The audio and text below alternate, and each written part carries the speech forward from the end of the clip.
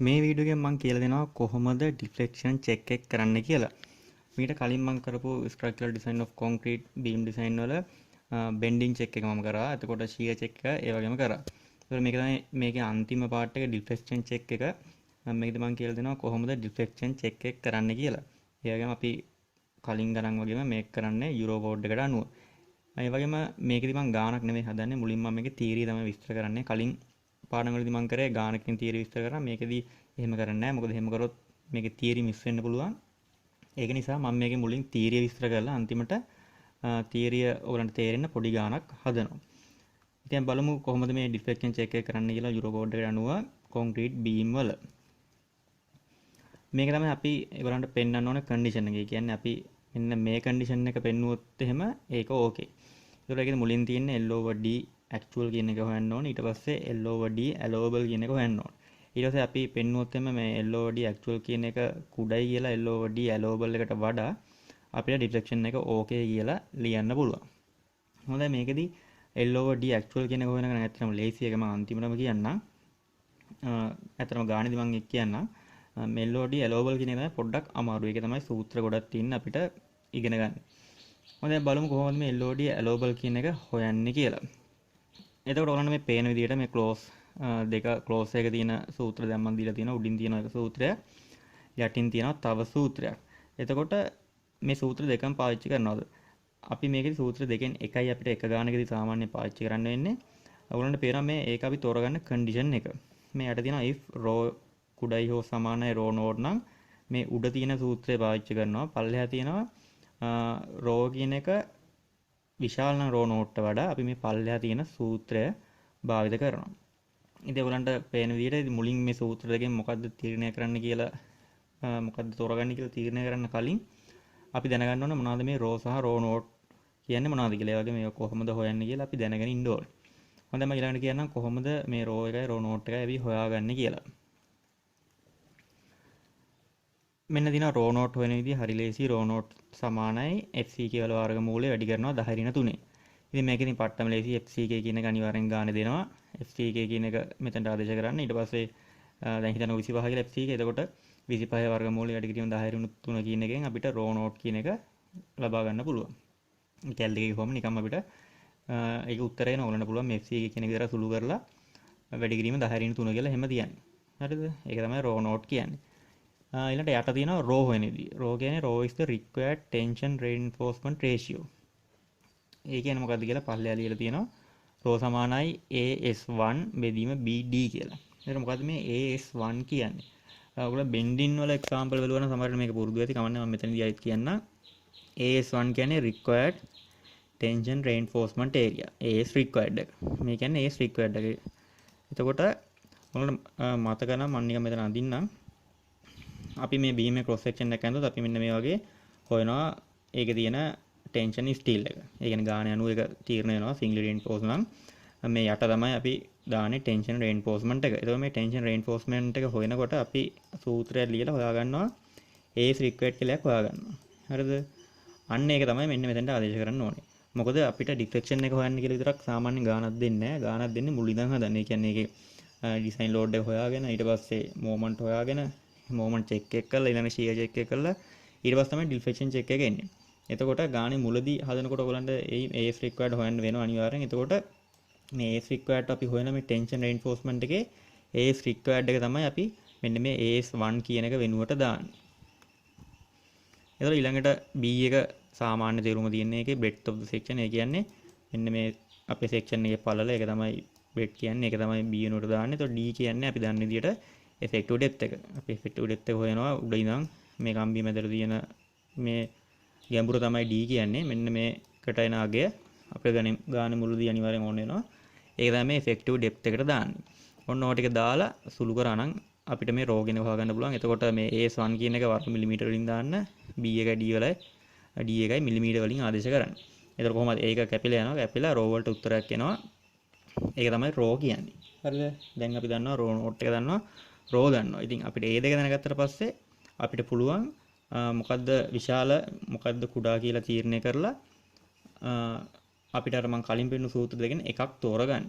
ඒ වගේම මෙන්න මෙහෙම එකක් තියෙනවා. මම මේකේ තියෙන මකන්නම් මේක පැහැදිලි නිසා. ඊට පස්සේ මේකේ තව මෙන්න මෙහෙම කතාවක් තියෙනවා. if this value is less than 0.0025 use 0.0025 as row. මේ කියන්නේ මෙහෙම අපි දැන් row හොයනවානේ. හිතන්නකෝ මෙහෙම මම හිතන්න මම හෙව්වට පස්සේ එනවා row කියන එක හෙව්වට පස්සේ මට එනවා 0.0.1.3 කියලා. එතකොට මොකද්ද මේ මෙන්න මේ value එක අපිට ආවට පස්සේ ඔයගලන්ට පේනවා මේක අඩුයි 0.0.2.5ට වඩා. අන්න ඒ වගේ අඩු වුණොත් එහෙම row කියන එකට මේ 0.0.1.3 නෙමෙයි අපිට ආපු උත්තරේ නෙමෙයි මෙන්න මේක දාන්න කියලා කියනවා. හරිද? මේක ඇත්තටම තියෙන ප්‍රියන්ඩයිස්ගේ පොතේ. ඒ කියන්නේ දැන් වෙන පොත් බැලුවා දැන් චාණක්‍යයාගේ පොතේ මෙන්න මෙහෙම කතාවක් නැහැ. ඒකේ සාමාන්‍යයෙන් අපිට එන උත්තරේ row වෙනුවට අපි row ට දානවා. ඒතර ප්‍රියන්ඩයිස්ගේ පොතේ තියෙනවා මේක 0.0.2.5ට අඩු නම් row වලට දාන්නලු 0.0.2.5 කියන අගය. ඉතින් ඔයගලන්ට කියලා තියෙන විදිහට ඒක එහෙම කරන්න. ඒ කියන්නේ සමහර වෙලාවට ඔයගලන්ට කියලා දීලා ඇති මේ වගේ මේ 0.0.2.5 කතාව කියලා ඇති. එහෙම කියලා තිබ්බොත් ඒක එහෙම දාන්න. නැත්නම් ඔයගොල්ලෝ කරන්නේ ෆොරින් ඩිග්‍රී නම් සමහරවිට ඒකේ ප්‍රියන්ඩයිස් එක පොත පාවිච්චි කරන්න නැති වෙන්න පුළුවන්. වෙන ඉංග්‍රීසි මොකක් කරේ වෙන පොත පාවිච්චි කරලා කරනවා වෙන්න පුළුවන්. ඒ වුණොත් මේවා දාන්න යන්න එපා. ඔයගලන්ට කියලා තියෙන විදිහට ඒක ඔයගලන් ගානට යොදන්න.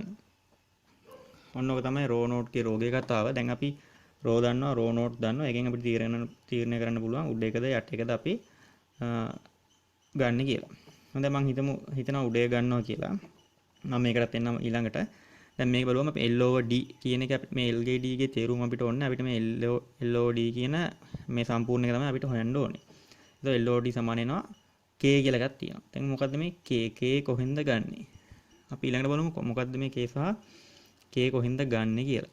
ඒතකොට K එක වාට හොයන්න පුළුවන් Eurocode එකට ගිහිල්ලා ඒකේ close එක තියෙනවා 742 දෙවෙනි වගන්තිය යටතේ තියෙනවා table 7.4n කියලා එකක්. අන්න ඒකට යන්න.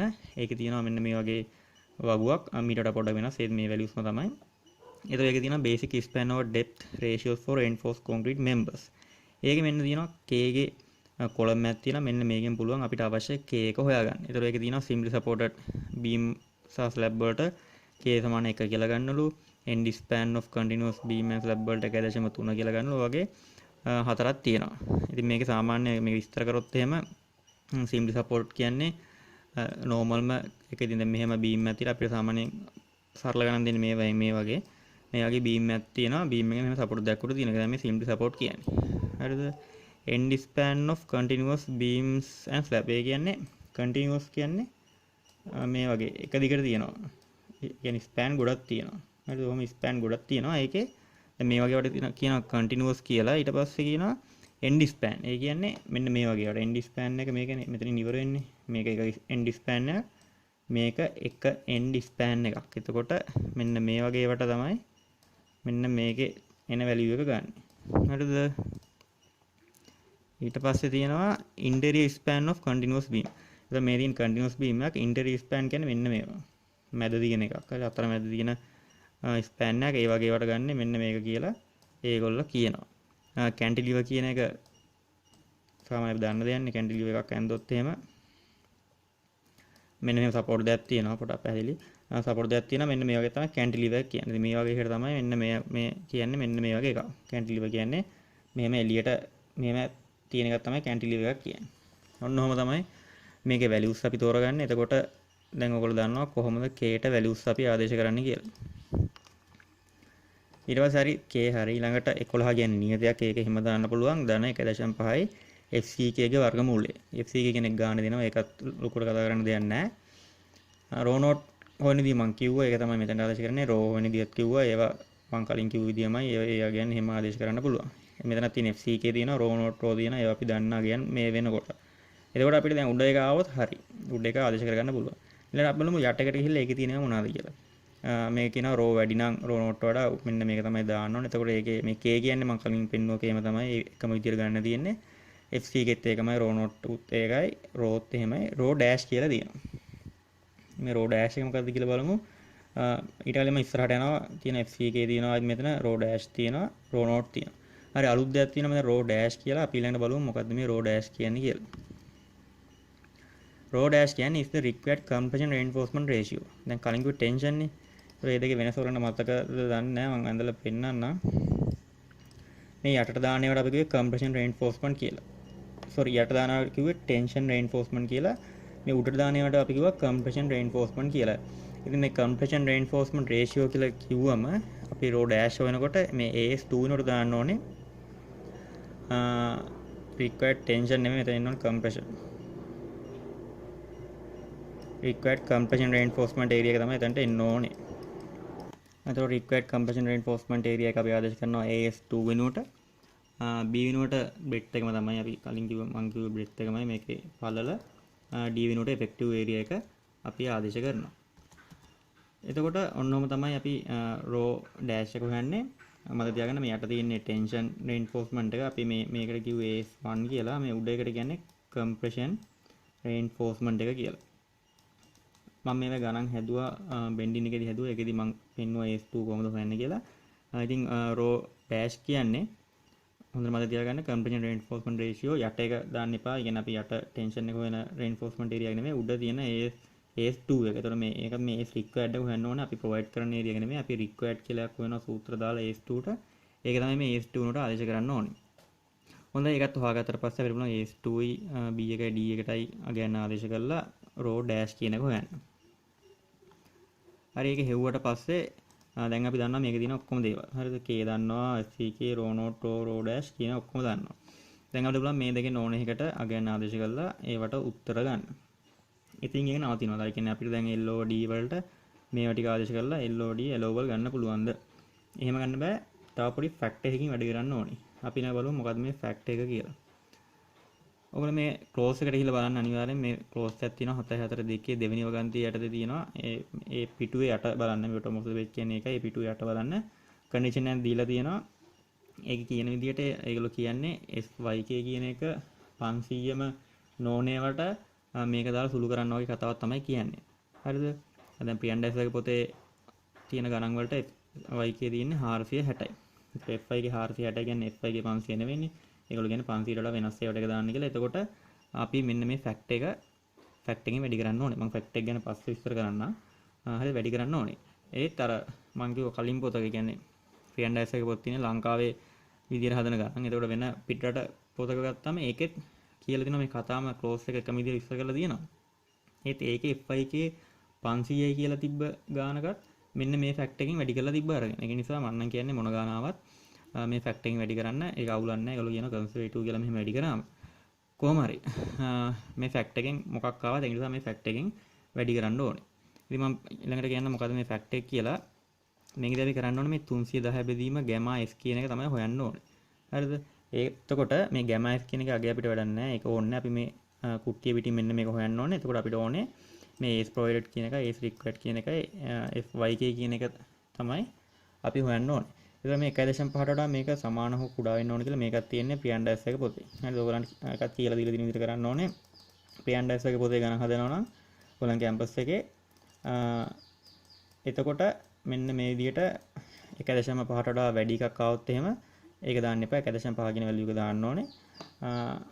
දැන් අනිත් පොතක හදුවනවා. කියන්නේ ඒස් එක නැතුව වෙන පිටරට පොතක කියන ෆොරින් ඩිග්‍රී එකක් කරනවා නම් ඒකේ එහෙම කතාවක් නැතුව ඇති. එතකොට අවුලක් නැහැ.